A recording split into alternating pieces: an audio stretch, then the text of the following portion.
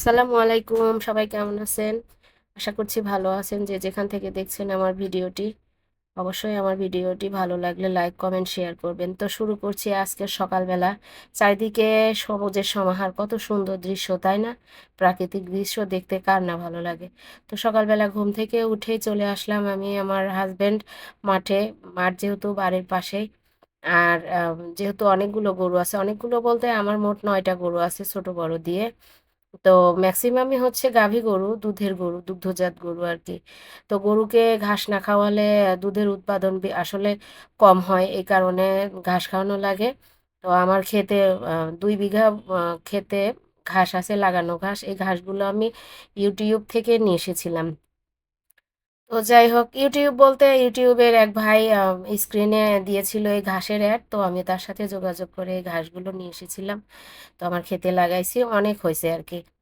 তো সকালবেলা ঘুম থেকে উঠে আমি আর আমার হাজব্যান্ড মাঠে যাই। মাঠে গিয়ে ঘাসগুলো কাটি। অনেক ঘাস লাগে যেহেতু আমার 9টা গরু।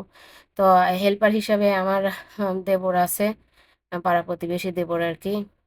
তো যাই হোক, আহ, সকালবেলা এই টোটালি ঘাস কেটেছিলাম আর কি 10 বোঝা। তো এই ঘাসগুলো নিয়ে আসতে অনেক কষ্ট হয়, যেহেতু এখন হচ্ছে আষাঢ় মাস, বৃষ্টির সময়, একে তো পানি হয়, আর তারপরেও প্রচুর গরম, প্রচুর গরম বলতে। যাই হোক, তো ঘাসগুলো কাটা হয়ে গেছে ম্যাক্সিমামই। এখন আপনাদের ভাই ঘাসগুলো মাথায় করে করে টেনে টেনে রোডে নিয়ে আসবে, কারণ এই মাঠে যাওয়ার মতো কোনো পথই নাই। আহ, অনেক কষ্ট করে মাঠ মাঠ থেকে ঘাস নিয়ে আসা লাগে আমাদের। আমাদের বলতে আপনাদের ভাইয়ের, কারণ ঘাস তো মাথায় করে নিয়ে আসার ক্ষমতা আমার নেই, তাই না? সব ঘাস তারই নিয়ে আসা লাগে। অনেক কষ্ট হয়, অনেক। আর যেহেতু সে একজন ব্যবসায়িক মানুষ, সকালবেলা তার এই কাজগুলো করে তারপরে তার ব্যবসা ক্ষেত্রে যাওয়া লাগে। আর এই তো ঘাসগুলো ভ্যানে নিয়ে চলে এসেছে। এখন আপনাদের ভাই হচ্ছে ঘাসগুলো নামাবে, নামিয়ে তারপরে কেটে কুটে গরুকে দিয়ে, তারপরে গোসল খাওয়া দাওয়া করে তারপরে বাজারে যাওয়া, ব্যবসা ক্ষেত্রে যাওয়া আর কি।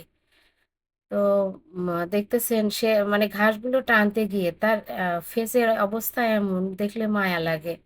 কি আর করা, আমরা যেহেতু গ্রামে থাকি আমাদের এগুলোই করা লাগে। ছেলে মেয়েদেরকে লেখাপড়া করানো, তাদের ভবিষ্যতে চিন্তা করতে গেলে আমাদের এই পরিশ্রম মেনেই নেওয়া লাগবে, যেহেতু আমরা শহুরে মানুষ না বা চাকরিজীবী না। আমরা গ্রামের মানুষ, গ্রামে এই ধরনের কাজকাম করে জীবিকা নির্বাহ করা লাগে।